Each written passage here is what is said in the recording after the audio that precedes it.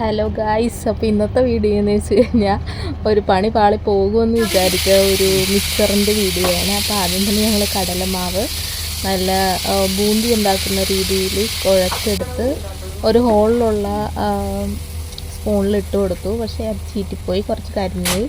പിന്നെ അതിന് ശേഷം നമ്മൾ സോസ് ഉണ്ടാക്കുന്ന അതിലിട്ടു. അതെന്തായാലും ഒരുവിധം സക്സസ് ആയി. പക്ഷേ തീ കൂടിപ്പോയത് കാരണം പകുതി കരിഞ്ഞു പോയി. എന്നാലും ഞങ്ങൾ പിടിവിട്ടില്ല, വീണ്ടും തീ കുറച്ച് വെച്ചിട്ട് ചെയ്തു. പക്ഷേ എന്തായാലും ഒരുവിധം സക്സസ് ആയിട്ടുണ്ട്. അതിനുശേഷം ഞങ്ങൾ മിക്സറിന് ആവശ്യമുള്ള വെളുത്തുള്ളി, നമ്മുടെ കറിവേപ്പില എല്ലാം വറുത്തു നല്ലപോലെ എടുത്തിട്ട്, പിന്നെ കപ്പലണ്ടി അതെല്ലാം വറുത്തു. അതിലേക്ക് മുളക് പൊടി, ഉപ്പ്, കായപ്പൊടി എല്ലാം ഇട്ട് നല്ലപോലെ മിക്സ് ചെയ്തിട്ടുണ്ട്. എന്തായാലും കഴിച്ചു നോക്കിയപ്പോൾ കുഴപ്പമില്ല. ആദ്യം പണി പാളിയെങ്കിലും പിന്നെ ചെയ്തപ്പോൾ എന്തായാലും റെഡിയായി. അപ്പോൾ ബൈ.